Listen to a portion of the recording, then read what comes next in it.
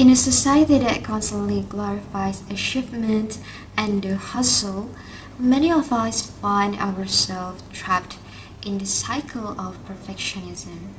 We often feel that we aren't allowed to make mistakes or that we must be ready before we even attempt to start something new. This pressure often leads to burnout and a deep sense of inadequacy.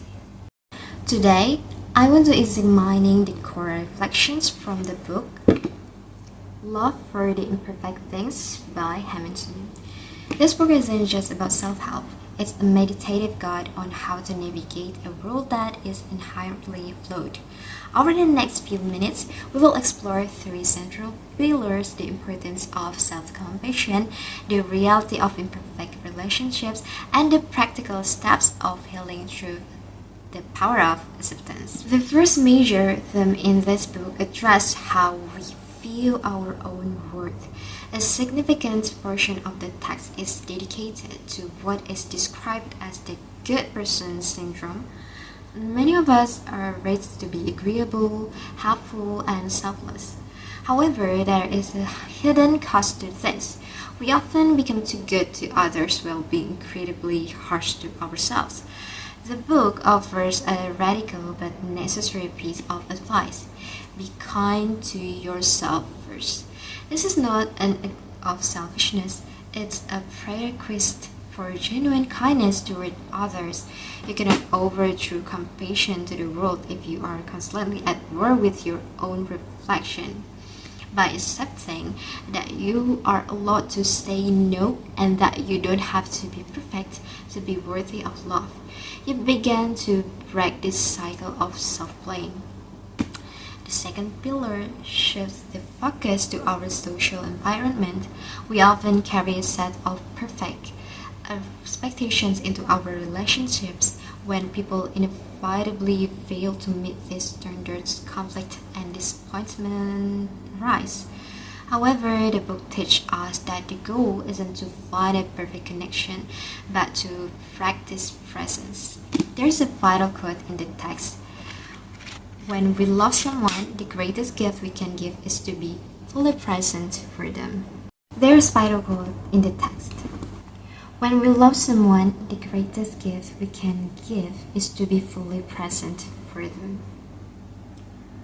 In our modern age of digital distractions, being truly there for someone, listening without judgment, is the highest form of affection.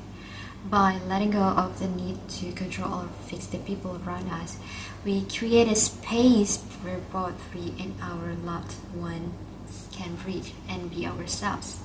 And next, the final pillars deals with the practical implication of these ideas when we face failure or the root of our own history. This brings me to perhaps the most moving part of the book, found on page 211. Sunim writes, "Your life is difficult, not because the past is holding you back, but because you keep thinking about the past and lingering there. Rather than haggling with your past, let it be, so that it can flow like a river. Your true self is not the river of memory, but the one who stands beside the river, quietly observing its flow." Reading these words was a deeply emotional experience for me. Personally, I found it incredibly difficult to let go of the past, especially the memories that were beautiful and full of light. It's hard to move forward when you are constantly looking back at a golden era you wish you could relive. But this page taught me a vital lesson. We don't have to drown in our memories. We can choose to be the observer standing on the riverbank.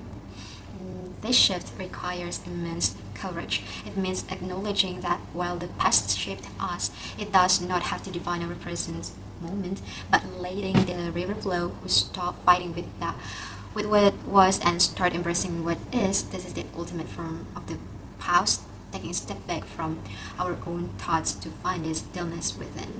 The stunning illustrations reinforce the message of slowing down and finding beauty in the flow.